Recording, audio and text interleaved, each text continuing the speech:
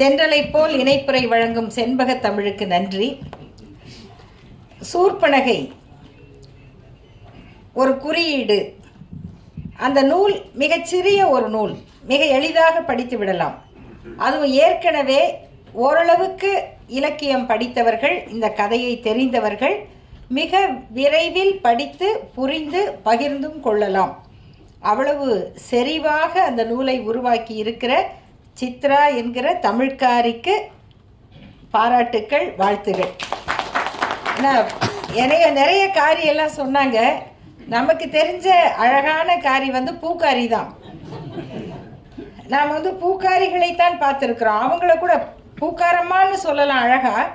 ஆனால் நம்முடைய பாரம்பரியம் பூக்காரம்மான்னு சொல்கிறதுக்கு அனுமதிக்காமல் பூக்காரி அப்படின்னு தான் சொல்லும். ஆனால் அதையே உரிமை சொல்லாக எடுத்துக்கொண்டு இந்த தமிழ்காரி ஒரு சின்ன பயணம் கம்பராமாயணத்துக்குள்ளேயும் வால்மீகி ராமாயணத்துக்குள்ளேயும் போய் வந்திருக்காங்க. நமக்கு பொதுவாக சமூகம் பெண்களை சுற்றியே கதைகளை செய்யும். எல்லா அட்டூழியத்துக்கும், ஆண்கள் செய்கிற எல்லா அட்டூழியத்துக்கும் பெண்ணையே காரணமாகவும் சொல்லும். நிறைய வாழ்க்கையில் நடைமுறையில் பெண்களுக்கு சொல்லுகிற அறிவுரைகள் எல்லாம், பொம்பளை தலையை விரித்து போடக்கூடாது, முடி நீளமாக இருக்கணும், ஆனால் தலையை விரித்து போடக்கூடாது. ஏன் விரித்து போடக்கூடாது? அறிவியல் பூர்வமாக சொல்லலாம். இல்லை அங்கங்கே முடி கொட்டும், அது சுகாதாரம் இல்லை அப்படின்னா. இல்லை கொட்டாட்டி பரவாயில்லையா? இல்லை குடும்பத்துக்கு ஆகாது. ஏன் குடும்பத்துக்கு ஆகாது அப்படின்னா, திரௌபதி தலையை விரித்து போட்டிருந்தா. ஏன் தலையை விரித்து போட்டான்னா, இந்த குலத்தை அழிச்சிட்டு தான் நான் சிண்டு முடிவேன் அப்படின்னு சொன்னான். ஆகவே பெண்கள் தலையை விரித்து போட்டால் ஒரு குலத்தை அழிக்கிறார்கள் என்று பொருள். இதெல்லாம் கதையில் சொல்கிறது. ஆனால் யாரும் சூதாடி குடும்பம் தான் மூதேவி ஆகும்னு சொன்னாங்களா? அதுதான் மகாபாரதத்தினுடைய கருத்தாக என்ன சொல்லியிருக்கணும்? சூதாடுகிறவன் மூதேவி. இப்படி ஒரு பழமொழியை எந்த ஆணுக்கும் சமூகம் சொல்லவில்லை. திரௌபதிக்கு ஏன் அந்த பிரச்சனை வந்ததுன்னா, அவ துரியோதனை பார்த்து சிரித்து விட்டாள். ஏன் வழுக்கி விழுகிறவனை பார்த்து, தடுமாறுகிறவரை பார்த்து யாருமே சிரிக்க மாட்டார்களா? அவள் சிரித்தால் அந்த ஃபோன் பேசுகிற தம்பி கொஞ்சம், தம்பி உங்களை தான், நீங்கள் கூட்டம் பேசுகிற மாதிரி ஃபோன் பேசிக்கிட்டு இருக்கீங்க. ரொம்ப நேரமாக எங்கடா இருந்து அந்த ஒற்றை குரல் ஒலிக்கிறது அப்படின்னு நானும் தேடிக்கிட்டே இருக்கிறேன். அப்போ ஏன் திரௌபதிக்கு அவள் சிரிச்சா, அதனால் இந்த போர் நடந்தது.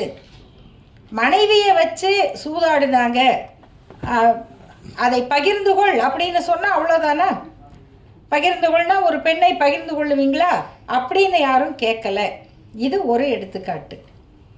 அதே போல் மனைவியாக இருப்பவளுக்கு கலை தெரியாது. இது பரம்பரையாக இப்படி தான் வரும். சிந்து பைரவியில் ஏன் சிவகுமார் சுகாசினி வீட்டுக்கு போனார்னா, சுலக்ஷனாவுக்கு மீரா பஜன் பற்றி தெரியாது. மீரா பஜன் ஓடிக்கிட்டு இருக்குது, அவங்க மிக்சி போட்டுக்கிட்டு இருக்காங்க. மிக்சி போடலைன்னா இவருக்கு சோறு யார் போடுவாங்க? அப்போ சொல்லுவாங்க, என் பொண்டாட்டி சோறாக்கல, அதுக்காக தான் அந்த வீட்டுக்கு போனேன்பா. இல்லையா? வேறு வீட்டுக்கு போகிறதுக்கு உனக்கு காரணம் வேணும். நீ அந்த மாதிரி போட்ட சோத்தை நல்லா சுவைச்சி சாப்பிட்ட மாதிரி அந்த படத்தில் ஒரு காட்சியே இல்லை. வேறு யாராவது ஒருத்தர் அம்மா சூப்பராக சமைக்கிறீங்க அப்படின்னா, இவருக்கு தாங்க நான் சமைச்ச சாப்பாட்டை மகிழ்ச்சியாக பாராட்ட தெரியுது அப்படின்னு அவங்க ஒரு முடிவு பண்ணிடலாமா? காட்சி வராது. அவங்களுக்கு பாட தெரியாது. அண்ணன் அறிவுமதி அவர்கள் கண்ணகியை கண்ணகியின் காலில் சலங்கையை கட்டி ஆடு மகளை ஆடுன்னு ஒரு கவிதை எழுதியிருந்தார்.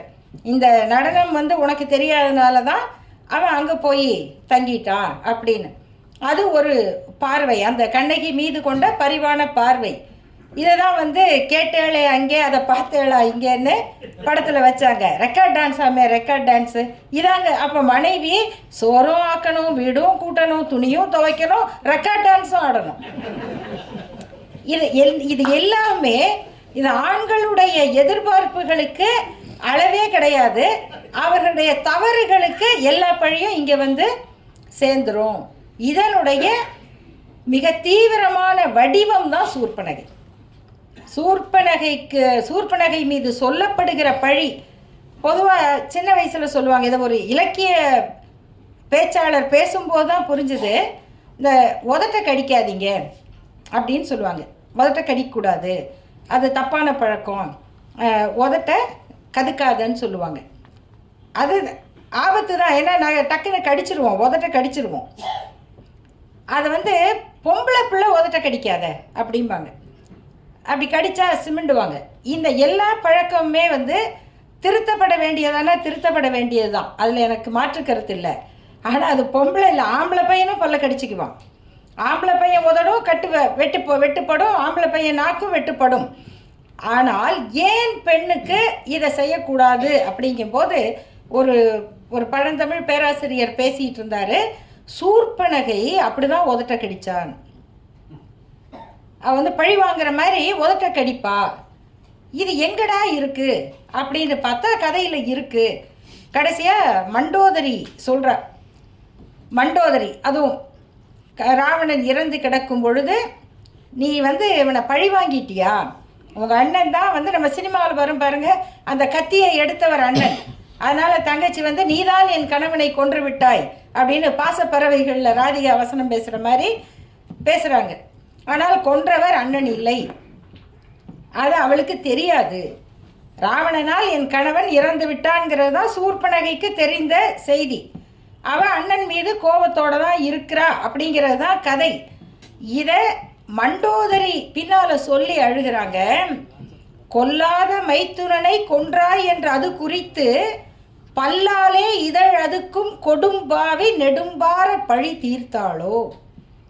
ராவணன் செத்துட்டான், அதுக்கு அவ சொல்லி அழுகிறா. கொல்லாத மைத்துனனை கொன்றாய் என்று அது குறித்து பல்லாலே இதழ் அதுக்கும் கொடும்பாவி நெடும்பார பழி தீர்த்தாளோ. இதில் யாருமே சூர்பனகைக்கு இந்த உண்மை தெரியுமா அப்படின்னே கேட்கல. அவன் கொல்லவில்லை என்ற செய்தி தெரியுமான்னு அவளுக்கு தெரியாது. அவள் தனியாக தண்டகாரண்யத்தில் இருக்கிறா, அது அவளுடைய ஊர், அவள் காடு, அவள் நாடு. அந்த காட்டுக்குள்ளே வந்த 2 பேர், அவன் அழகாக இருக்கான், போய் காதலை சொல்கிறா. ராமர் என்னெல்லாம் கேட்குறாரு? ராமர் மரியாதையாக சொல்கிறோம். என்னெல்லாம் கேட்டார்? அம்மா நீ ராவணன் தங்கைனா நீ புலஸ்தியன் என்ற பிராமணன் வம்சம், நான் சத்திரியன், பிராமணனும் சத்திரியனும் திருமணம் செய்யலாமா அப்படின்னு கேட்குறான். அவள் சொல்கிறான், ஏன் காந்தர்வ மனம் இருக்கே, செய்யலாமே அப்படின்னு. இல்லை நான் மானுடன், நீ அரக்கி. அடுத்து இது கடைசி வரைக்கும் ராமன் ஒரே ஒரு வார்த்தையை சொல்லலை. அது என்னன்னா, ஐ எம் ஆல்ரெடி மேரிட். இதை மட்டும் சொல்லியிருந்தா கதை முடிஞ்சதில்லை.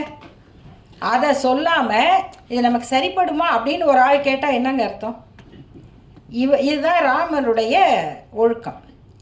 அப்புறம் இந்த பேர் லக்ஷ்மணன் வரான், அவன் ஒய்ஃப் இங்கே இல்லை, அவனுக்கும் கல்யாணம் ஆயிடுச்சுன்னு சொல்லலை, அவன் தனியாக தான் இருக்கான், அவன்கிட்ட போய் பேசு.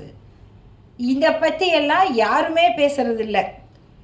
கடைசியில் அவள் காதல் கொண்டு சீதையை பார்த்து இப்படி ஒரு அழகி பக்கத்தில் இருந்தா அவன் எப்படி என்ன நினைப்பான் அப்படின்னு நினச்சி அந்த சீதையை கடத்த முற்படுகிறாள். அதற்காக லக்ஷ்மணன் பாய்ந்து அவளை இவ்வளவு கோலம் செய்தான், அலங்கோலம் செய்தான்.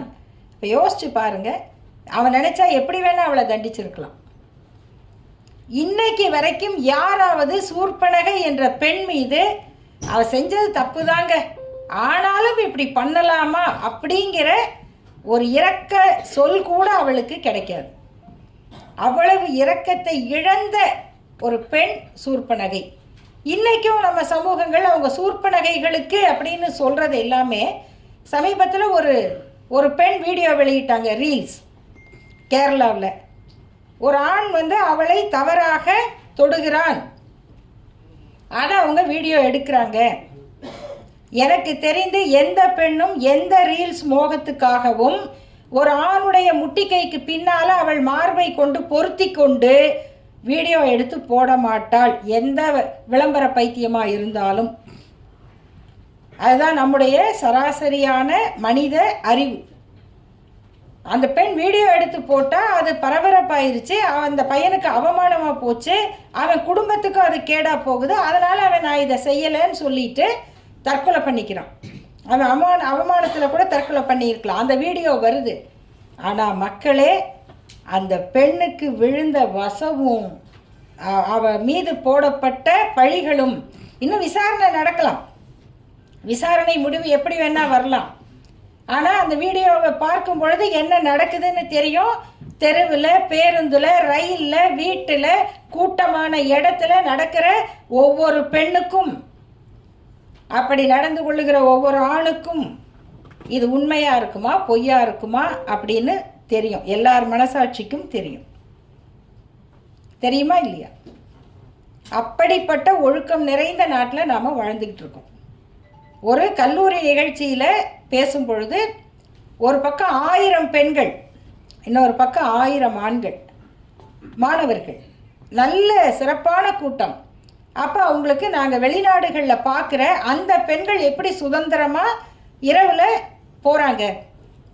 11 மணிக்கு 2 பெண்கள் லைப்ரரிக்கு போயிட்டு வந்து பஸ் ஸ்டாப்பில் உட்காந்துருக்காங்க. அந்த ஒரு பஸ்ஸில் அந்த 2 பெண்கள் மட்டுமே போகிறாங்க. அந்த நாட்டில் வந்து ஆபத்து இல்லைன்னோ கொலகாரம் இல்லைன்னோ நான் சொல்லலை. ஆபத்து எல்லா நாட்டிலையும் இருக்குது. ஆனால் அந்த ஊரில் இப்படி ஒரு கொலை நடந்தால் கொலை செஞ்சவன் யார், அவனுடைய வரலாறு என்னன்னு பார்ப்பாங்க. அவன் சைக்கோவா, அவன் வந்து சீரியல் கில்லரா, எப்படி இந்த இடத்துல நடந்தால் இவன் எந்த கொலையாளியாக இருப்பான் அப்படின்னு தான் யோசிப்பாங்க. ஆனால் நம்ம ஊரில் மட்டும்தான் 11 மணிக்கு அந்த பெண் கொலை செய்யப்பட்டாள்னா அது எந்த இடம்? இவன் அங்கே எங்கே போனா, எதுக்கு அத்தனை மணிக்கு போனா, இவளுக்கு அங்கே என்ன வேலை, அப்புறம் தனியாக தான் போனாளா, அப்புறம் என்ன ட்ரெஸ் போட்டிருந்தா, எதெல்லாம் வச்சு ஒரு பெண்ணை வந்து ரேப் பண்ணலாம் கொலை பண்ணலான்னு நம்மளால் ஒரு பட்டியலே வச்சுருக்காங்க. அதை வீட்டில் உட்காந்து பேசுவாங்க. இப்படி செய்தால் அவன் அப்படி செய்யாமல் இருப்பானான்னு இங்கே பேசுகிறாங்க. இது அந்த நாட்டில் இல்லை அப்படின்னு சொன்னேன். அந்த நிகழ்ச்சி முடிஞ்ச உடனே கேள்வி பதில். அப்போ அந்த ஒரு மாணவி வந்து கேட்டாங்க, மேடம் நீங்கள் பேசுனீங்க, அது கேட்குறதுக்கு ரொம்ப நல்லா இருந்தது. அந்த மாதிரி 11 மணி இல்லை, ஒரு 8 மணி 9 மணிக்கு ஒரு ரயில்வே ஸ்டேஷனில் இருந்து ஃப்ரீயாக பயம் இல்லாமல் நடந்து போகிற சூழ்நிலை எப்போ நம்ம நாட்டில் வரும் அப்படின்னு கேட்டாங்க. நான் இதுக்கு என்ன பதில் சொல்கிறதுன்னு அந்த மாணவர்களை பார்த்து, இதுக்கு நீங்கள் தான் பதில் சொல்லணும் அப்படின்னு சொன்னேன். அடுத்த 2 நிமிடம் நண்பர்களே, அங்கே நிலவிய அமைதி இருக்கு இல்லையா, அந்த மாணவர்களிடம் இருந்த அமைதி, அதில் ஒரு 100 பேராவது சிந்தித்திருந்தார்களானால் ஒரு பெரிய பண்பாட்டு மாற்றமே வந்துடும் என்று நினைக்கிற அளவுக்கு ஆண்களுடைய அத்துமீறல்களும் அரசியலும் அதிகாரமும் இந்த போட்டிகளுக்குள்ளே பெண்களை இரையாக்குகிற அந்த அரசியல் பலியாடுகளாக மாறுகிற நிலைமையில் அந்த பெண்களை எல்லாம் சூர்ப்ப நகை என்கிற அந்த பெண்ணின் உருவத்துக்குள்ளே கொண்டு வந்திருக்காங்க. எப்ஸ்டீன் ஃபைல்ஸு பார்த்துக்கிட்டு இருக்கிற காலத்தில், அதாவது யார் என்ன அவங்களா இப்படியா அப்படிங்கிற கேள்விக்கே இனிமேல் இடமில்லை. அந்த கேள்விக்கே இடமில்லாமல் போயிட்டா அப்புறம் இது மனித சமூகம், நமக்கு பகுத்தறிவு இருக்குது, பண்பாடு இருக்குது, இப்படியெல்லாம் பேசுறதுக்கு நமக்கு வெக்கமாக இருக்க வேண்டாமா? நாம் உயர்ந்தவர்கள், இவங்க உலகத்தையே ஆளுபவர்கள், எவ்வளவு இழிவை நோக்கி இந்த ஆண் சமூகம் அதிகாரத்தை கொண்டு நடந்து கொண்டிருக்கிறது. அதற்கு பலியாகிற ஒவ்வொரு பெண்ணும், இதில் கூட இந்த எல்லாத்தையும் விட்டுட்டு அதுக்கு ஒரு பொம்பளை இன்டர்வியூ வச்சு எடுத்திருக்காங்க. அதை பற்றி தான் பேசுகிறாங்க. எடுப்பாங்க தான். அந்த வணிகத்துக்குள்ளே அவளும் ஒரு வணிகத்துக்கான கையாள், அவ்வளவுதான்.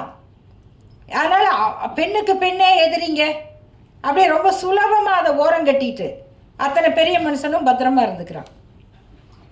இந்த போலித்தனங்களை எல்லாம் தோலுரித்து காட்டுகிற அந்த நூலை வந்து சூர்ப்பனகையோட கேள்விகள் ஒவ்வொன்றா வரிசையாக சித்ரா கேட்டிருக்கிற அந்த முறை நீங்கள் படிக்கணும். படிச்சுட்டு உங்கள் வீட்டில் இருக்கிற பெண்கள் ஆண்கள் எல்லாருக்கும் அதை படிக்க கொடுக்கணும், படிக்க வைக்கணும். இதெல்லாம் வந்து ஒரு தமிழ்காரியின் குரல் மட்டுமல்ல, ஒரு கலகக்காரியின் குரல். இந்த கலகம்தான் சிந்திக்க வைக்கும். இந்த கலகம்தான் கேள்விகளை உருவாக்கும். அந்த கேள்விகளின் தொடர்ச்சி நம் வீடுகளில் எதிரொலிக்க வேண்டும். என்னைக்கு இந்த உரையாடல் நம்ம வீட்டில் நடக்குதோ, நம்ம பசங்களோடு நடக்குதோ, நம் வீட்டில் இருக்கும் ஆண்களோடு நடக்குதோ, அன்றுதான் சமூகம் பண்பாடு என்பதை நோக்கி நகரும். அதற்கான ஒரு அறிவு நிறைந்த ஆய்வை கொடுத்த சித்ரா அவர்களுக்கு என்னுடைய பாராட்டுகள். நன்றி, வணக்கம். வணக்கம்.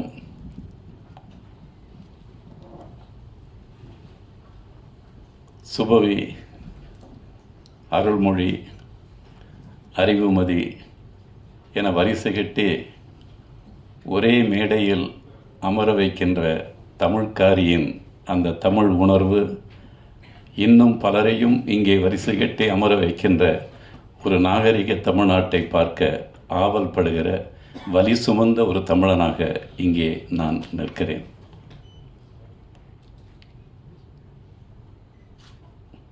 இது ஒரு குடும்ப விழா தான், தமிழ் குடும்ப விழா.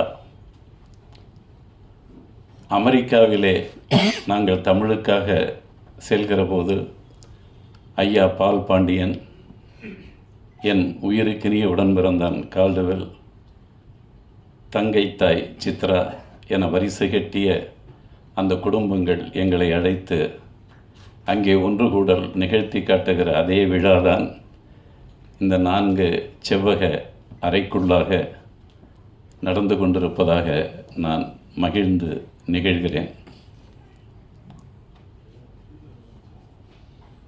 என் உடன் பிறந்த சுபவி ஒரு நாள் அவரை நான் அண்ணன்னு தான் கூப்பிட்டு இருந்தேன். சொல்லுங்கண்ணா சொல்லுங்கண்ணா அப்படின்னு தான் சொல்லுவேன். நான் ஏபி ஸ்ரீதரை கூட அண்ணன்னு தான் சொல்லுவேன். உடனே மதி உன் வயசை சொல்லு அப்படின்னாரு. சொன்னேன், இனிமேல் நீ என்ன அண்ணன் சொன்ன கொன்னுடுவோம். அவருக்கு அவ்வளோ கருணை உள்ள மனிதர் தான் அவர்.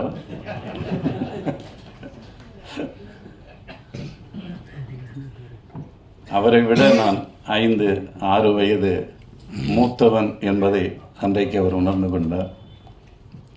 இன்றைக்கு அவர் பேசுகிற போது ஆண்கள் கல்லூரி என்று பயன்படுத்திய அந்த சொல்லாக்கத்தை பெண் ஏன் அடிமையானாள் என்ற நம் தந்தை பெரியாருடைய அந்த உணர்வுகளுக்குள்ளாக இனி ஆண்கள் கல்லூரி பெண்கள் கல்லூரி என்று கருப்பு சட்டைகள் உச்சரிக்கக்கூடாது.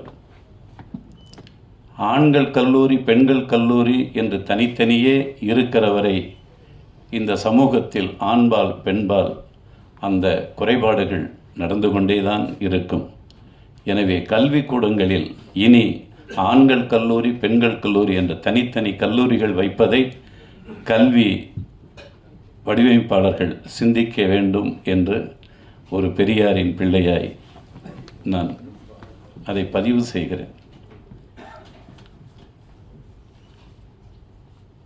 இப்போது என் காதல் சொல்ல நான் முத்துக்குமாரைத்தான், என் தம்பியைத்தான் அழைக்க வேண்டும். ஆனால் அவன் தம்பி இந்த நிகழ்ச்சியை இவ்வளவு சிரமப்பட்டு அந்த நூல்களை எல்லாம் என் இனிய தம்பி மதிராஜ் அவர்களால் வடிவமைக்க அவர்கள் இருவருடைய அந்த அழகில்தான் இந்த விழா இங்கே நடந்து கொண்டிருக்கிறது. எனவே மதிராஜிற்கும் என் தம்பி ரமேஷுக்கும் என்னுடைய நன்றிகளை தெரிவிக்கிறேன். காதலை பற்றி பேச வேண்டிய ஒரு சூழல். நான் இப்போது 40 ஆண்டு கால சென்னை வாழ்க்கையை விட்டு என்னுடைய சொந்த மண்ணுக்கு சென்று சங்க இலக்கிய ஆய்வாளனாக அதற்காக மட்டுமே உழைத்து கொண்டிருக்கிறேன். உலக அமைதிக்கான நூல் என்ற ஒரு 3000 ஆண்டுகளுக்கு முன்னால் போர் வேண்டாம் என்று சிந்தித்த இனம் இந்த தமிழ் இனம் என்ற ஒரு நூலை உலகிற்கு தந்திருக்கிறேன். ஏனென்றால் தமிழ் என்பது நான் யார் என்று கேட்டால் தமிழன், நாம் யார் என்று கேட்டால் உலகர். இதுதான் தமிழ் பண்பாட்டு விழுமியத்தின் ஆணி வேர்ச்சொல். யாவரும் கேளீர் என்றால் எல்லா உயிர்களும் என்னுடைய உறவுகள் என்று சொல்வதுதான். மனிதர்கள் மட்டுமே உறவுகள் என்ற சொல் அல்லது பொருள் தமிழுக்கு அழகாகாது. எண்ணென்ப ஏனை எழுத்தென்ப இவ்விரண்டும் கண்ணென்ப படிக்கும் மாணவர்களுக்கு என்று வள்ளுவன் சொல்லவில்லை. படிக்கும் மனிதர்களுக்கு என்றும் சொல்லவில்லை, வாழும் உயிர்க்கு என்று சொன்ன அந்த தமிழ். அந்த தமிழுக்குள்ளாக காதல்,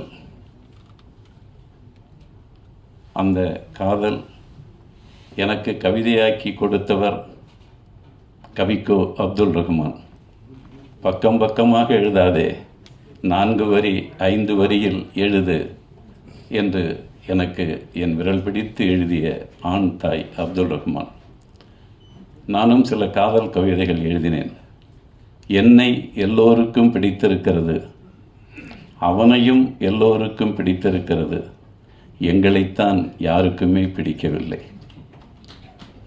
இதற்குள் நகைச்சுவை மட்டுமில்லை, ஆணவ படுகொலையும் இருக்கிறது என்பதை நீங்கள் உணர வேண்டும். ஒரு பெண் ஒரு ஆணை எப்படி தேர்ந்தெடுக்க வேண்டும் என்பதற்கு தந்தை பெரியாருடைய சிந்தனையை உள்வாங்கி உளவியல் ஒரு மருத்துவ கவிதையாக தந்தேன். அந்த பெண் சொல்லுகிறாள், தனித்த அறையில் தொடுவதை தவிர்த்தாய், கூட்ட நெரிசலில் தொட்டிட தவித்தாய், அங்கேதானடா உணர்ந்தேன் உன் மீதான என் காதலை. சங்க இலக்கியத்தில் ஒரு காட்சி, அதற்குள்ளாகவும் ஒரு உளவியல் மருத்துவம் பார்த்த ஆண் உடல் பெண் உடல் என்ற அந்த உடல்களை தாண்டிய ஒரு அழகான ஒரு சிந்தனையை ஒரு புலவன் ஒரு மானை வைத்து சொல்லியிருக்கிறான். வழக்கமாக அந்த மான் அந்த பருவத்தில் அந்த புல் வெளியில்தான் சென்று பசியாறும். அப்படி அந்த புற்களை தின்று பசியாறிய அந்த மான் தண்ணீர் குடிப்பதற்காக வழக்கமாக அதற்கு பக்கத்தில் இருக்கிற வாவியை, குளத்தை தேடி வருகிறது. பார்த்தால் அங்கே அந்த வாவியை காணோம். அந்த குளத்தை யார் திருடியிருப்பார்கள்? இந்த இடமா அல்லது வேறு புல்வெளியா என்று அதற்கு சந்தேகம். அந்த கள்ளிச்செடிகள் உயர்ந்து வளர்ந்திருக்கிற அந்த கள்ளிச்செடிகள் அதே இடத்தில்தான் அந்த குளம் இருந்தது என்பதை உறுதிப்படுத்துகிறது. ஆனால் அந்த தண்ணீரை காணோம். அப்போது திடீரென ஒரு அவசர காற்று வந்து அந்த கள்ளிச்செடியில் படர்ந்திருக்கிற அந்த முல்லை கொடிகளை உலுக்குகிறது. அதிலிருந்து பொலவென்று அந்த முல்லை பூக்கள் அங்கே விழுகிறது. அப்போதுதான் அந்த மானுக்கு புரிகிறது, ஓஹோ, இந்த காற்று உலுக்கி உலுக்கி இந்த முல்லைப்பூக்கள் உதிர்ந்து உதிர்ந்து இந்த தண்ணீரை மறைத்திருக்கிறது. அதோ தரையில் விழுந்த வெண்ணிலா போல் அந்த வாவியை மூடியிருக்கிறதே அந்த முல்லைப்பூக்கள். புரிந்துவிட்டது மானுக்கு. சென்று ஒரு ஓரமாக தன் முகத்தை வைத்து ஒரு பெருமூச்சு விடுகிறது. பெருமூச்சு விட்டவுடன் அந்த முல்லைப்பூக்கள் எல்லாம் அப்படி தள்ளி போகிறது. ஒரு தெளிந்த தண்ணீரை பார்க்கிறது மான். அதை தாகம் தீர குடித்துவிட்டு அந்த மான் திரும்புகிறது என்பதுதான் அந்த காதல் காட்சி. இதற்குள்ளாக உரையாசிரியர் நுழைகிறான். அவன் சொல்லுகிறான், தலைவனே, நீ பொருள் தேட உன் மனைவியை பிரிந்து இந்த பெண்ணை பிரிந்து நீ 6 மாதங்கள் பிரிந்திருந்தாய். அவளும் தவித்திருந்தாள், நீயும் தவித்திருந்தாய். இப்போது 2 பேரும் அருகருகே அமர்ந்திருக்கிறீர்கள். அவள் உனக்கானவள்தான், நீ அவளுக்கானவன்தான். ஆனால் நீ பிரிந்து போயிருந்தாய் அல்லவா?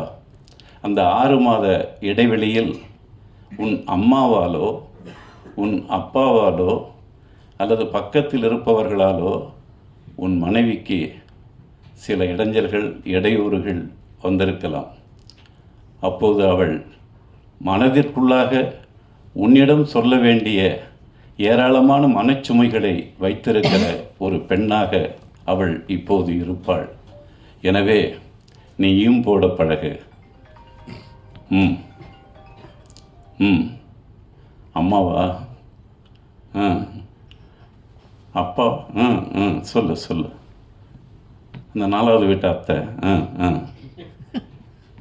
இப்படி உன் துணையாளிடம் நீ போட்டு அவள் மனசுக்குள் இருக்கிற அந்த மனச்சுமைகளை எல்லாம் நீக்கிவிட்ட பிறகு அந்த மான் எப்படி அந்த கொட்டி கிடக்கின்ற முல்லைப்பூக்களை எல்லாம் பெருமூச்சு விட்டு விலக்கி தெளிந்த தண்ணீரை குடித்து தாகம் தீர்ந்ததோ, அப்படி உன் பக்கத்தில் அமர்ந்திருக்கிற அவள் வெறும் பண்டம் அல்ல, பொருள் அல்ல, அவளும் ஒரு உயிரி என்ற அந்த உணர்வுக்குள்ளாக, அவளுக்குள்ளாக இருக்கிற பிரச்சனைகளை எல்லாம் நீ மனசிலிருந்து இறக்கி விட்ட பிறகு அவளை தொடு என்று சொன்னது என் சங்கத்தமிழ். காதல் கவிதைகள் என்பது தமிழில் யார் சிறப்பாக செஞ்சாங்க, சுருக்கமாக செஞ்சாங்கன்னு பார்த்தா நமக்கு பக்கத்தில் இருக்கிற வள்ளுவ கோட்டம் கண்ட வள்ளுவன் தான்.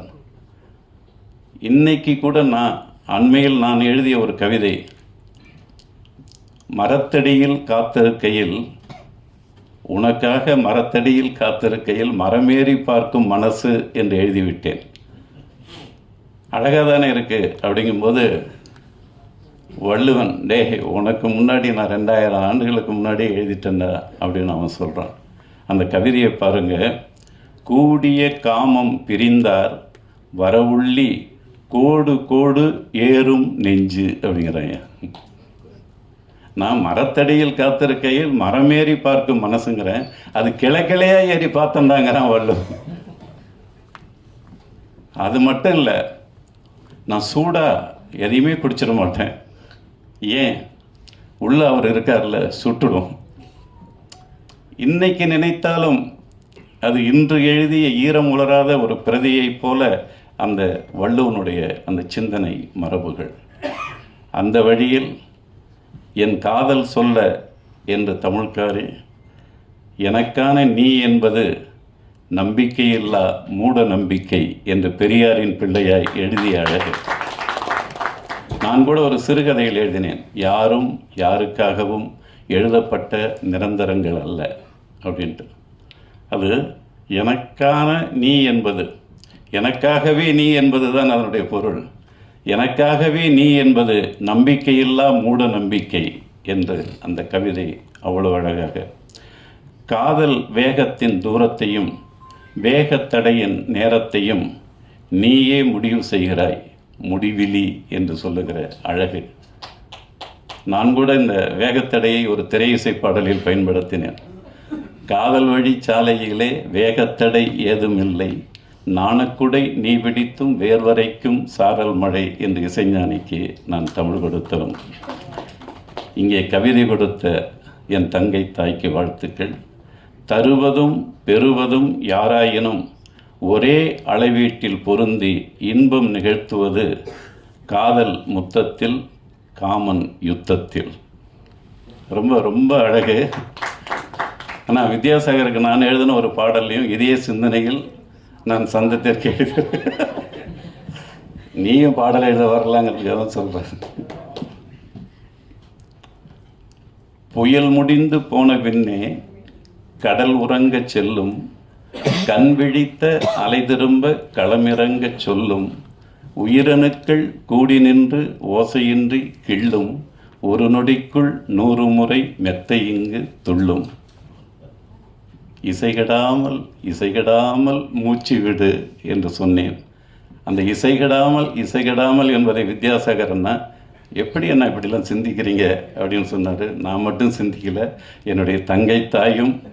தருவதும் பெறுவதும் யாராயினும் ஒரே அளவீட்டில் பொருந்தி இன்பம் நிகழ்த்துவது காதல் முத்தத்தில் காமன் யுத்தத்தில் என்ற இந்த நூலை பெற்று நீங்கள் தமிழை குடிக்கிற நேரத்தில் காதலையும் குடியுங்கள்.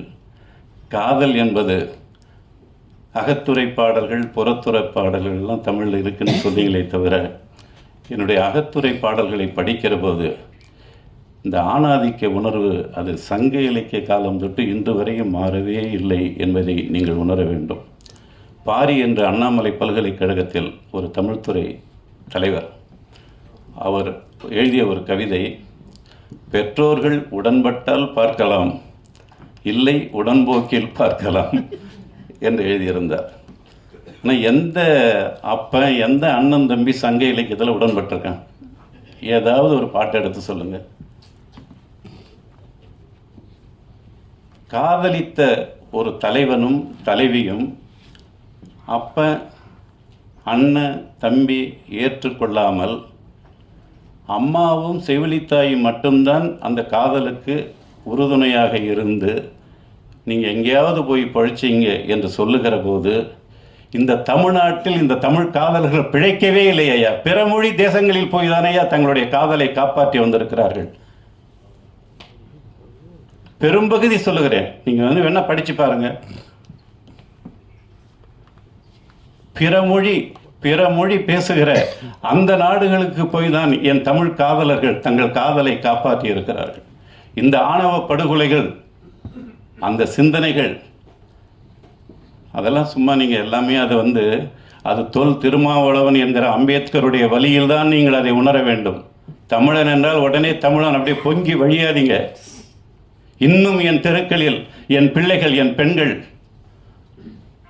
அல்லது என் தந்தைகள், என் தாய்கள், தமிழன் வீட்டில் தமிழன் சாப்பிடாத வரை இங்கே எப்படியா தமிழ் தேசியம் நீங்கள் பேசுவீர்கள்?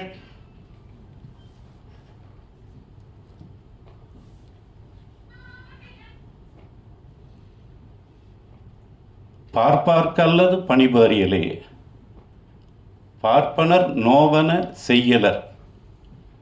தமிழ் மன்னர்களுடைய தலைகளை வெட்டி அவற்றை அடுப்பு கற்களாக வைத்து அதற்குள்ளாக பானைகளில் தமிழனுடைய ரத்தத்தை ஊற்றி அதை அந்த தமிழ் பகைவனுடைய தோலை, அவன் தமிழ் மன்னன் தான், அவனுடைய தோலை வெட்டி அந்த ரத்தத்தை அப்படி சூடாக்கி அதை அப்படி கின்றான். அகப்பை எது தெரியுங்களா?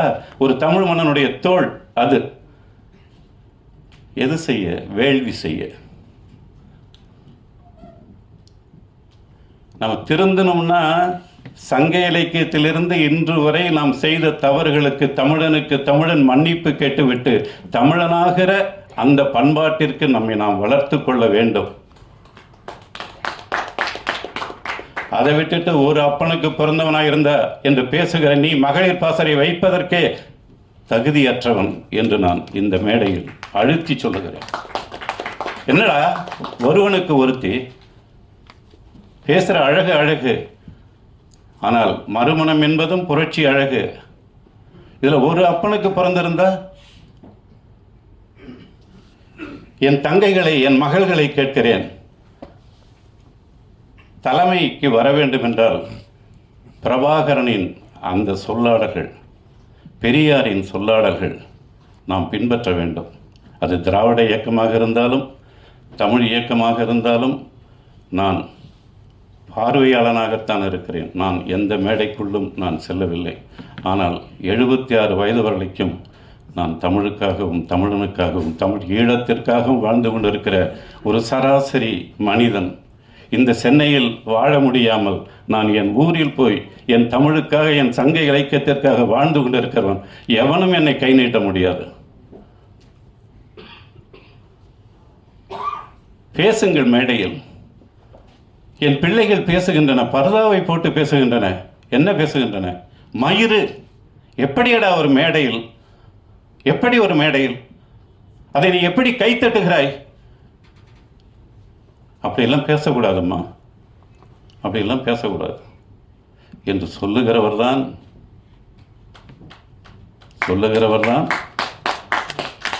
தலைவர் பிரபாகரன் பெயரை சொல்லுவதற்கு தகுதியானவர். சந்திரிக்கா முந்திரிக்கா என்று எழுதியதற்காகவே அந்த பாடல் வெளிவராது என்று தடை செய்த பண்பாட்டு தலைவன் பிரபாகரன். அப்படிலாம் இல்லை. அவங்க ஒரு பெண், அவங்கள அரசியல் ரீதியாக விமர்சனம் பண்ணுங்க. ஆனால் ஒரு பெண் அப்படி கொச்சைப்படுத்தக்கூடாது என்று சொன்ன எதிரி சிங்களவனுடைய அதை மட்டும் சொல்லிவிட்டு நான் விடைபெறுகிறேன். தமிழ் புலிகள் அவர்களுக்கு உயிரோடு கிடைத்தால் அவர்களுடைய சிறையில் வைத்து விடுவார்கள். சிங்கள இராணுவ வீரர்கள் இவர்களுக்கு கிடைத்தால் இவர்களுடைய சிறையில் வைத்து விடுவார்கள். அப்படி வைக்கப்பட்ட ஒரு வீரன், அந்த வீரனுடைய குடும்பத்திற்கு மனைவிக்கு மடல் போகிறது. உங்கள் கணவர் எங்களுடைய கட்டுப்பாட்டில் உள்ள சிறையில்தான் இருக்கிறார். நீங்கள் வந்து பார்க்க வேண்டும் என்று சொன்னால் மடல் எழுதுங்கள், நாங்கள் தேதி குறிப்பிடுகிறோம், அப்போது நீங்கள் வந்து பார்த்து செல்லலாம் என்று மடல் போகிறது. அந்த மனைவி அங்கிருந்து வருகிறார். வந்து தன்னுடைய விவரங்களை சொல்ல கணவனும் மனைவியுமாக அவர்கள் 2 பேரையும் பேச வைக்கிறார்கள். 2 மணி நேரம் 3 மணி நேரம் பேசிவிட்டு பிறகு அவர்கள் ஊருக்கு போக தொடர்வண்டிக்கு செல்லுகிறார்கள். அன்றைக்கு அந்த கடைசி தொடர்வண்டி போய்விடுகிறது. இனி அந்த இராணுவ வீரரின் மனைவி இங்கே இவர்களுடைய கட்டுப்பாட்டு இடத்தில்தான் இரவு தங்க வேண்டும். அப்போது அந்த பொறுப்பாளர்களுக்கு பிரச்சனை வருகிறது. அந்த பெண்ணை எங்கே தங்க வைப்பது? அவர்களால் தீர்மானிக்க இயலவில்லை. எம் தலைவருக்கு அந்த செய்தி போகிறது. நீங்கள் தான் சொல்ல வேண்டும் என்கிறார்கள். உடனே அந்த தலைவன் அந்த சிங்கள இராணுவ தம்பியினுடைய வயதை பார்க்கிறார், மனைவியின் வயதை பார்க்கிறார். அவர்களுடைய உணர்வுகளை ஒரு தமிழனாக தமிழ் பண்பாட்டின் அடித்தளத்தில் ஊறிய ஒரு பண்பின் விழுமியத்தை உள்வாங்கி அந்த தலைவன் என்ன செய்கிறான் தெரியுமா? அவர்கள் இவ்வளவு காலம் பிரிந்திருக்கிறார்கள். இன்று இரவு அந்த பெண்ணை தனியே விடாதீர்கள். அந்த கணவனும் மனைவியுமாக அவர்களை தங்க விடுங்கள் என்று ஆணையிட்டவன் என் தலைவன் பிரபாகரன். இரவு தங்கிய பிறகு காலை தொடர்வண்டிக்கு பாதுகாப்பாக அனுப்பி வைக்கப்படுகிறார். ஒரு 3 திங்கள் கழித்து ஒரு கடிதம் வருகிறது. அந்த பெண் எழுதுகிறார், நான் என் கணவரை பார்க்க வந்த அன்று தொடர்வண்டியை தவறவிட்டதால் என்னை என் கணவனோடு தங்க வைத்து அனுப்பினீர்கள். இப்போது எனக்கு ஒரு பிரச்சனை. என் வயிற்றில் குழந்தை வளர்ந்து கொண்டிருக்கிறது. இன்னும் ஒரு 3 மாதம் 4 மாதம் கடந்தால் நான் என் மாமியாருக்கு பதில் சொல்ல வேண்டும், என் ஊராருக்கு பதில் சொல்ல வேண்டும். இதற்கு நீங்கள் தான் பதில் சொல்ல வேண்டும் என்ற மடல் வருகிறது. அந்த மடலை பார்த்தவுடன் அதுவும் தலைவருக்குத்தான் போகிறது. அந்த தலைவர் அந்த பெண்ணையும் அவருடைய மாமியாரையும் ஒரு புத்த துறவியையும் வரச் சொல்லுங்கள், 2 பேரோடும் வாருங்கள் என்று சொல்லுகிறார்கள். அப்படி வருகிறார்கள்.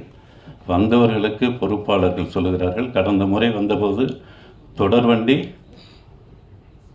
போய்விட்டது, அதனால் இங்கே தங்க வைத்தோம். இப்போது உங்கள் மருமகள் வயிற்றில் வளர்கிற கரு உன் பிள்ளையின் கருதானம்மா. உன் இனத்தின் பெண் பிழை செய்யவில்லை. அப்படி புத்த துறவியிடம் உங்கள் மதத்தின் இந்த பெண் உங்கள் மதத்தின் எந்த எல்லையும் தவறு செய்யவில்லை. நீங்கள் பாதுகாப்பாக இந்த பெண்ணை மட்டுமல்ல அவருடைய கணவரையும் விடுதலை செய்கிறோம், அழைத்து போங்கள் என்று அனுப்பி வைத்த தந்தை பெரியார் பேசுகிற பெண்ணியத்தை அப்படி பாதுகாத்த ஒரு தலைவன் தன்னோடு ஆண் புலிகளை மட்டுமல்ல பெண் புலிகளையும் வைத்து எந்த ஒரு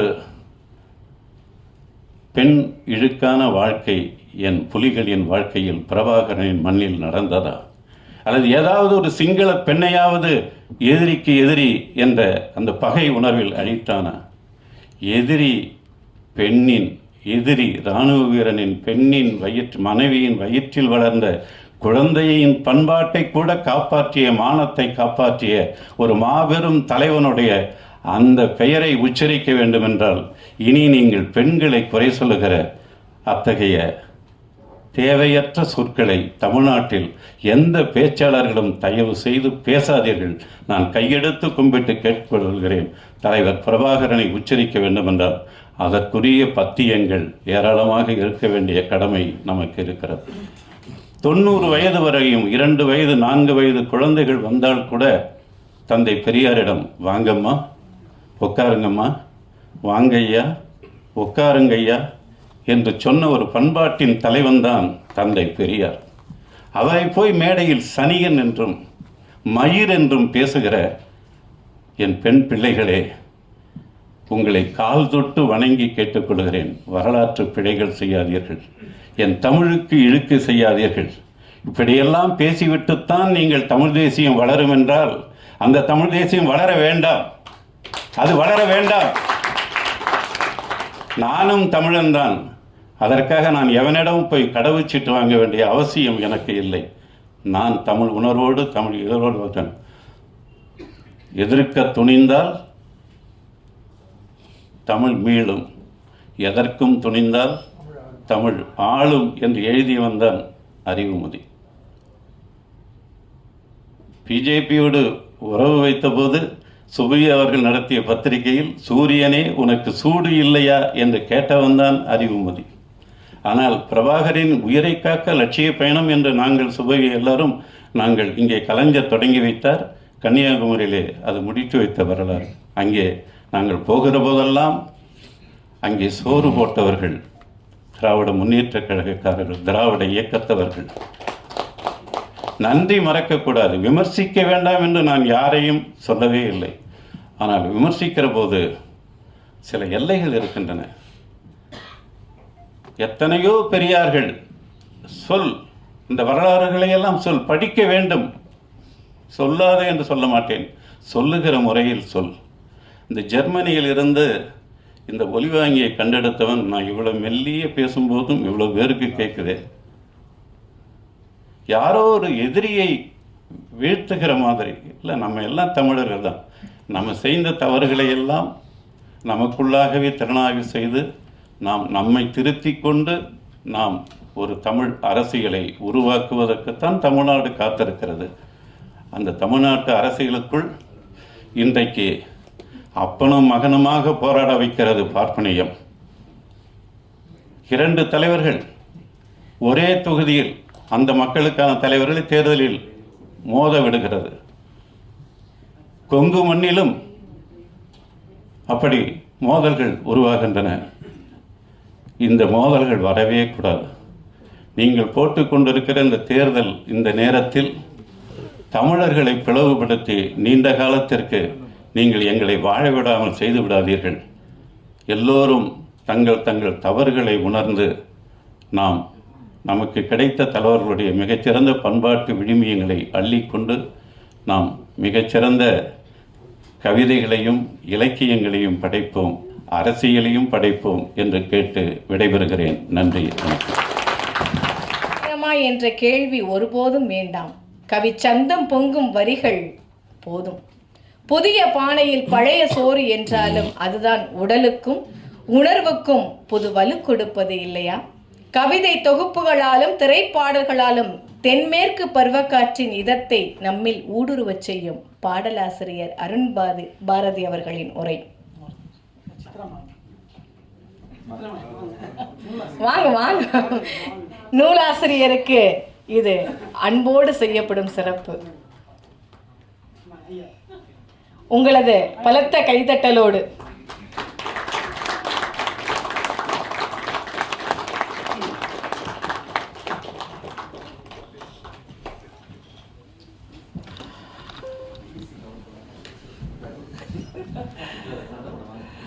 கடைசி வரை காத்திருக்கும் நல்ல இதயங்கள் அனைவருக்கும் என் நன்றி. உங்கள் எல்லாருக்கும் ஒரு மகிழ்ச்சியான செய்தி என்னென்னா, கரெக்டாக ஒரு 2 நிமிஷத்துக்கு மேலே நான் பேச மாட்டேன். கிட்டத்தட்ட நிறைவு பகுதிக்கு வந்துட்டோம்னு நினைக்கிறேன். இந்த சினிமாலெலாம் ஃபிலிம்லலாம் பெரிய பட்ஜெட் படம் வரும், ரஜினிகாந்த் சார் படம், அந்த மாதிரி பெரிய பெரிய படங்கள்லாம் வரும்போது அங்கங்கே ஒரு சின்ன பட்ஜெட் படம்லாம் வரும். அங்கே போனவங்களாம் அப்படிங்க வர்ற மாதிரி, அது மாதிரி பெரிய பெரிய ஆளுமைகள்லாம் இருக்கும்போது அப்பப்போ என்னையும் இடையில கூப்பிட்டு விட்டாங்க. ஸோ ஏற்கனவே நான் என்ன சொல்லணும்னு நினச்சேனோ அதை பூரா குறிஞ்சி மைந்தன் ஐயா சொல்லிட்டாரு. அவர் அண்ணா இல்லை காதல் சொல்ல வந்து பார்த்திபன் சாருக்கும் சூர்பனகை சுபவி ஐயாவுக்கும் எங்களுக்கு குருதி பூத்த களமும் கொடுத்துட்டாங்க அப்படின்னு சொல்லி ரொம்ப ஆதங்கப்பட்டார். அது என்னமோ தெரில, நம்ம ராசி அப்படி. நான் கூட படத்துலலாம் கூட ஏதாவது கேட்கும்போது ஏதாவது ஒரு மெலடி பாட்டு கொடுங்க, ஒரு மெல்லிசை பாட்டு கொடுங்கன்னு கேட்பேன். எப்போ பாருந்து அருவாள் எடுத்து வெட்டுறது, குத்துறது, கொலை பண்ணுற மாதிரியே தான் பாட்டு கொடுக்குறாங்க. கடைசியாக இவர் அந்த அண்ணாத்த படத்தில் கூட சிவா சார்ட்ட கேட்டேன், சார் எப்படியாவது ஒரு மெலடி பாட்டு கொடுங்க சார். கடைசியாக கூப்பிட்டு ஒரு பாட்டு கொடுத்தாரு. போய் பார்த்தா அப்படியே சூப்பர் ஸ்டார் ராயல் என்ஃபீல்டில் அருவாளை தூக்கிட்டு வர்றாரு, வா சாமின்னு எழுத ஒரு மாதிரி ஆயிடுச்சு. ஸோ அதனால் நம்ம மூஞ்சி அப்படின்னு நினைக்கிறேன் சார். அதனால் எப்போ பார்த்தாலும் நமக்கு காதலுக்கும் நமக்கும் ஆகவே ஆகாதுன்னு நினைக்கிறேன். அதெல்லாம் வந்து பார்த்திபன் சார் மாதிரியான ஆட்களுக்கு தான் வாய்க்குதுன்னு நினைக்கிறேன். அது மாதிரி அப்புறம் வந்து பாசக்காரி பணக்காரி அப்படின்லாம் சொன்னாங்க. அப்படி என்று சொல்வது போல் அப்படி நாங்கள் சொல்வது போல்லாம் இல்லை, அது சொல்கிறது தான். அது என்னென்னா வந்து அவங்க உண்மையிலே வந்து பழகிற யாருக்கிட்டையுமே ஒரு பிசின் மாதிரி ஒட்டிக்கிறதுல உண்மையிலே சித்ரா மகேஷ் வந்து ஒரு பாசக்காரி தான். இன்றைக்கி வந்து ஒரு பல நூறு இதயங்களை வென்று வைத்திருக்கக்கூடிய ஒரு பணக்காரி தான். அதனால் அவங்களுக்கு வந்து அந்த பாசக்காரி பணக்காரி அப்படின்னு நீங்கள் கொடுத்த பட்டங்கள்லாம் தகும்னு நினைக்கிறேன். அப்புறம் வந்து செண்பகம் மேடம் அவங்களுக்கு ரொம்ப நன்றி. ஏன்னா வந்து ரொம்ப நல்லா தங்கமா வைரமா இப்படிலாம் என்னை முதல் முறையாக ஒருத்தங்க வந்து கம்பேர் பண்ணி கூப்பிட்றது இதுதான் ஃபஸ்ட் டைமு. நான் ஒரு காலேஜுக்கு போயிருந்தேன். அடுத்து வர்றவர் வந்து ஒரு பிச்சைக்காரன், ஒரு களவாணி, ஒரு திமிரு பிடிச்சவன், ஒரு சண்டைக்கோழி அப்படின்னு சொல்லி கூப்பிட்டாங்க. அப்புறம் தான் பார்த்தா அதெல்லாம் நான் எழுதின படத்தோட பாடல் பட்டியல் கொலைகாரன் இப்படியே கூப்பிட்டாங்க. அப்புறம் தான் நான் சொன்னேன், எப்பா நான் அண்ணாதுரை தான்ப்பா முதல் படம், அண்ணாதுரை ஆரம்பித்து வைத்தார் அப்படின்னு ஒரு நல்லா சொல்லியிருக்கலாமே. அஜித் படம் விஸ்வாசத்துக்கு எழுதியிருக்கேன், அண்ணாத்தைக்கெலாம் எழுதியிருக்கேன், இப்படிலாம் சொல்லலாமே அப்படின்னு சொல்லி சொன்னேன். அது மாதிரி எனக்கு ஒரு நல்ல தங்கமா வைரமா அப்படின்லாம் சொல்லி என்னை அழைச்ச செண்பகம் மேடம்க்கு ரொம்ப நன்றி. அப்புறம் வந்து இந்த புத்தகம் குருதி பூத்த களத்தை பற்றி சொல்ல வேண்டியதெல்லாம் அவர் சொல்லிட்டாருன்றதுனால என் வேலை ரொம்ப சுலபமாயிடுச்சு. ஒரே ஒரு வழி தான் அப்படி சொல்லிட்டு உட்காந்துடுறேன். என்னென்னா 1000 யானைகளை கொன்று வெற்றி பெறக்கூடிய அரசனுக்கு வந்து பரணி பாடுவாங்களாம். அது மாதிரி 1000 தடைகளை வென்று வந்திருக்கக்கூடிய சித்ரா மகேஷ் அவங்களுக்கும் நம்ம பரணி பாடலாம் அப்படின்னு நான் நினைக்கிறேன். அதனால் அவங்களுக்கு வந்து என்னுடைய வாழ்த்துக்கள். அவங்க வந்து அந்த என் காதல் சொல்ல புத்தகம் தான் நான் முதல்ல படிச்சுட்டேன். அது நீங்கள் யாராவது நம்பலைன்னா அதுலேருந்து ஒரு கவிதை கூட சொல்கிறேன். நான் வேணா கேட்டுக்கங்க. நான் ஏதாவது 4 கவிதை சொல்லிடலாம், அவங்க 4 காதல் கவிதை சொல்லிடலாம், நம்ம 4 காதல் கவிதை சொல்லிடலான்னு பார்த்தேன். ஆனால் முடியலை. ரொம்ப நல்லா அதில் வந்து நிறைய குறும்புக்காரியாக அவங்க நிறைய கவிதைகள் எழுதியிருக்காங்க. அதே மாதிரி இந்த புத்தகத்தை பொறுத்த மட்டும், கலிங்கத்து பரணியை பொறுத்த மட்டும் ரொம்ப எளிமையாக இன்றைக்கி இருக்கக்கூடிய பிள்ளைகளுக்கெல்லாம், இப்போ நம்ம 2K கிட்ஸு ஜென்சி கிட்ஸ் எல்லாம் சொல்கிறோம்ல, அவங்களுக்கெல்லாம் ஒரு இலக்கியங்களை கொண்டு போய் சேர்க்கறதுக்கு அவங்க வந்து கலிங்கத்து பரணியை படிக்கிறதுக்கு முன்னாடி இவங்க எழுதின இந்த புத்தகத்தை படித்தாங்கன்னா அவ்வளோ பிரமாதமாக இருக்குது. இதை நான் ரொம்ப வார்த்தைக்காக சொல்ல.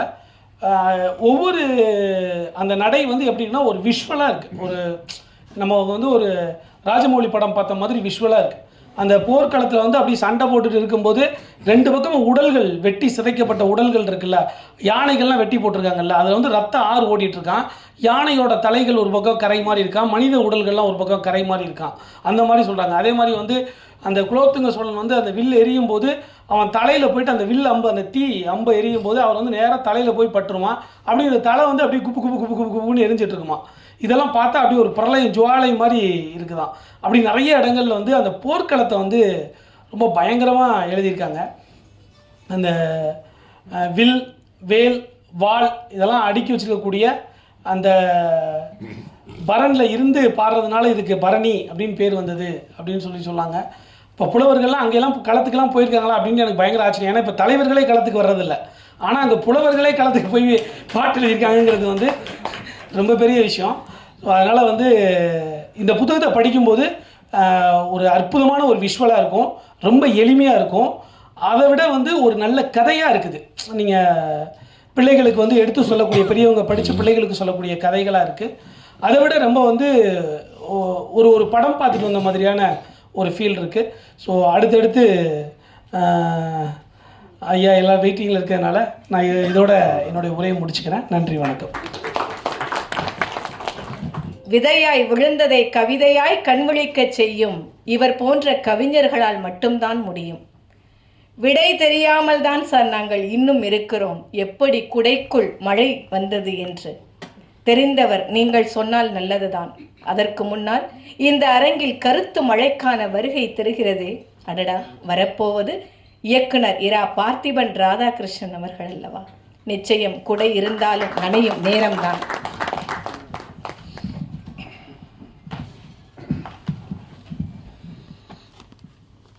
అందరికీ నమస్కారం.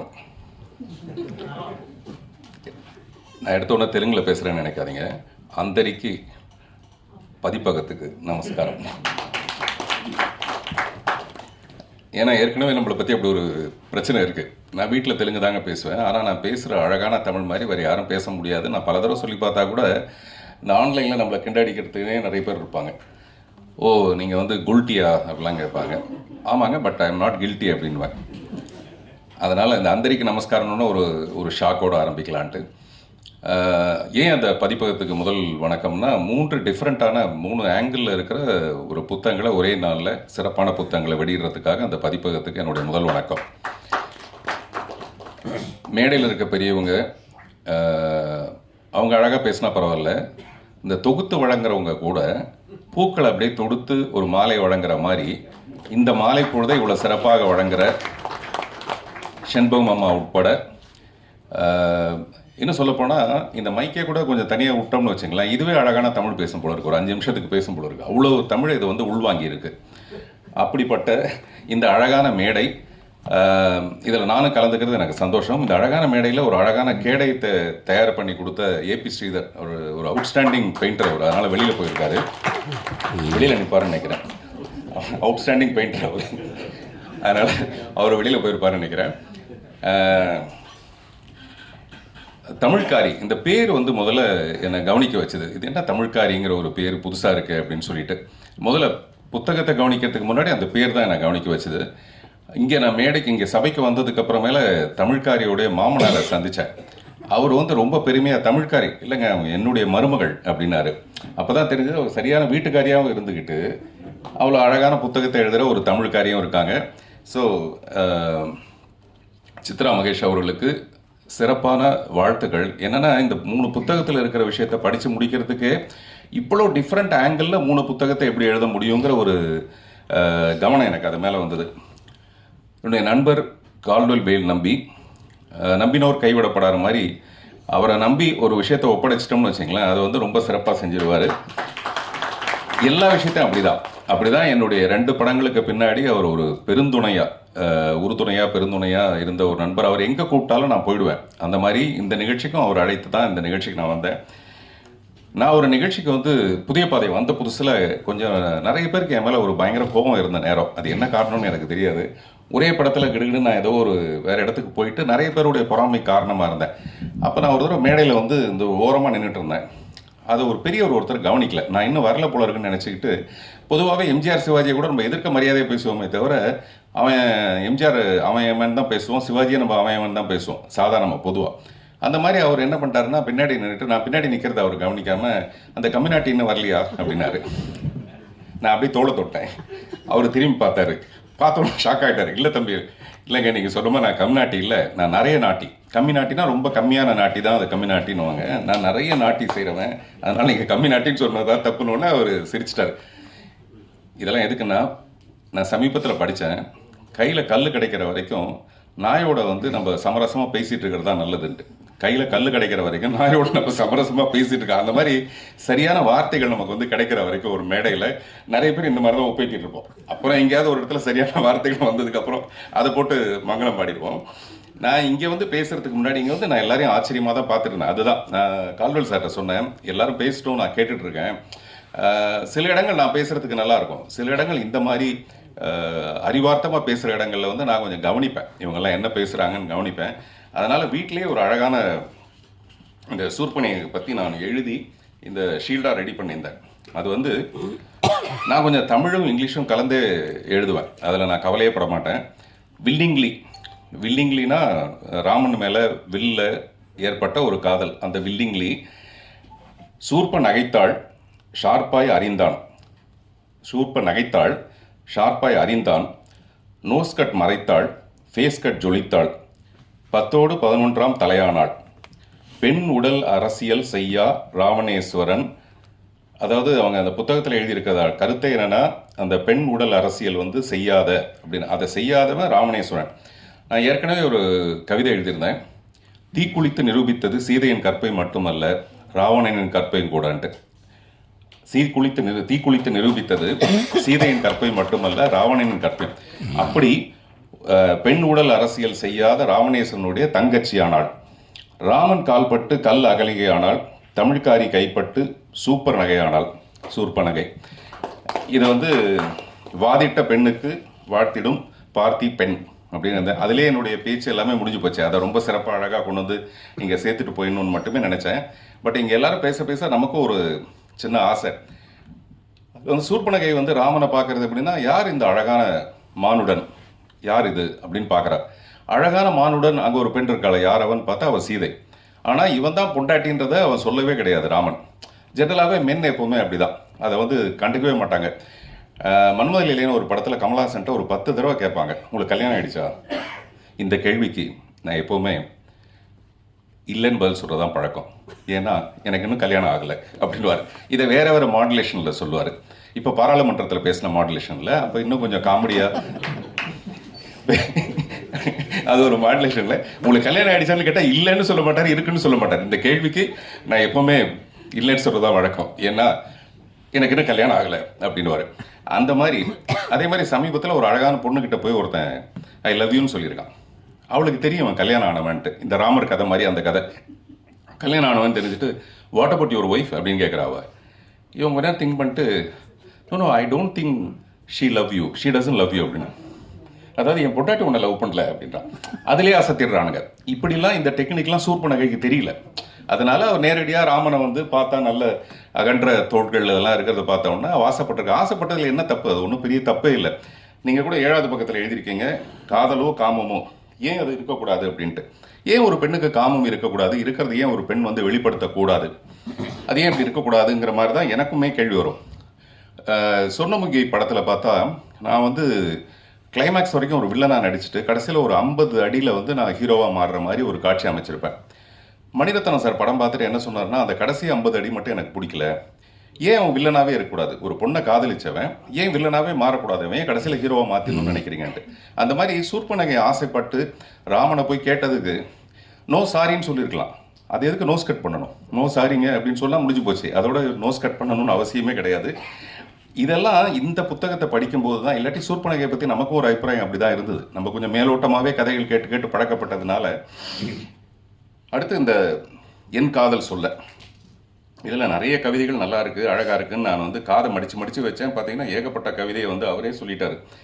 எனக்கான நீ என்பது நம்பிக்கை இல்லாத மூட நம்பிக்கை, அது ரொம்ப அழகாக இருந்தது. அதே மாதிரி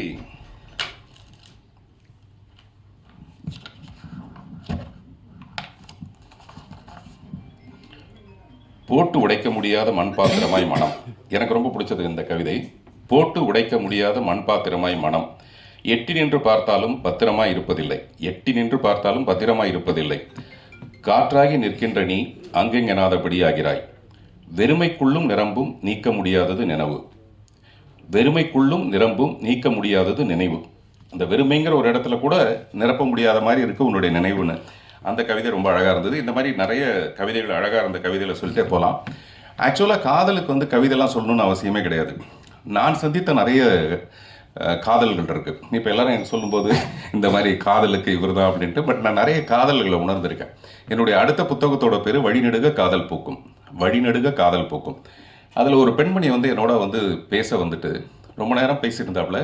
நான் எப்போவுமே ரியாக்ஷனில் இருப்பேன், நான் வந்து ஆக்ஷனாக இருக்கவே மாட்டேன். யார் பேசினாலும் அது கவுண்டர் ரியாக்ஷனில் மட்டும்தான்.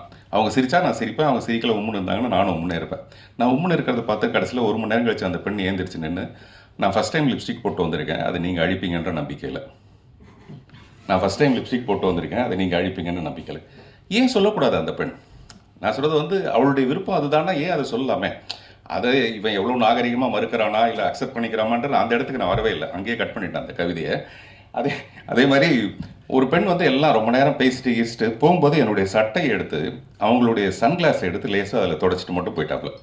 அதுவே ஒரு அழகான கவிதை மாதிரி இருந்தது. இல்லை சொல்கிறது புரியுதா? கவிதைகளுக்கு வந்து வார்த்தைகள்லாம் தேவையே கிடையாது. ஆனால் இதில் வார்த்தைகளை நிறைய கொட்டி அழகழகான ஒரு கவிதைகள்லாம் எழுதியிருக்காங்க.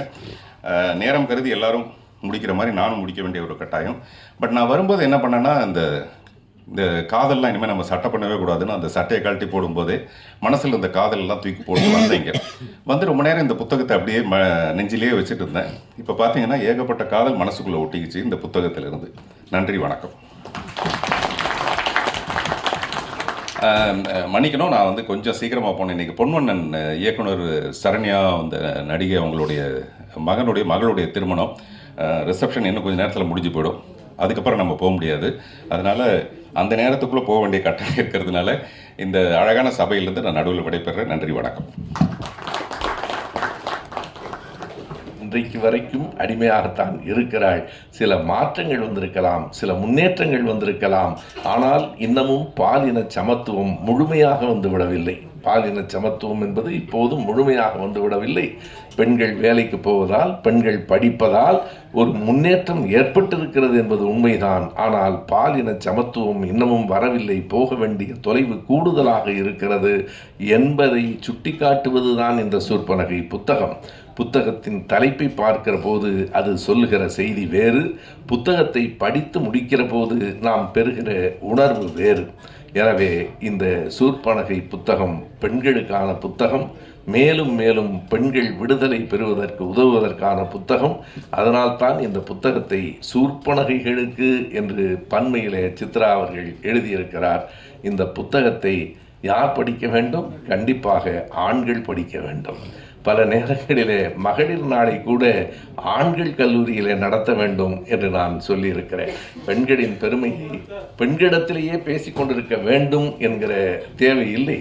பெண்களை பற்றிய செய்திகளை ஆண்களிடத்திலே தான் கூற வேண்டும் என்றால் இந்த சூர்பனகை புத்தகம் ஒரு விதத்தில் ஆண்களுக்கானது.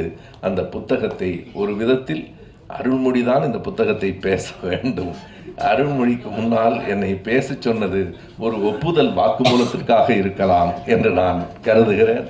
அதை உண்மையாகவே ஏற்றுக்கொண்டதான் இன்னமும் சொல்லுகிறேன். அந்த சிந்தனைகள் தான் நம்மிடத்தில் இருக்கின்றனவே தவிர இப்போதும் நாம் முழுமையான எந்த ஒரு ஆணும் பாலின சமத்துவத்திற்கு வந்துவிட்டோம் என்று சொல்ல முடியாது.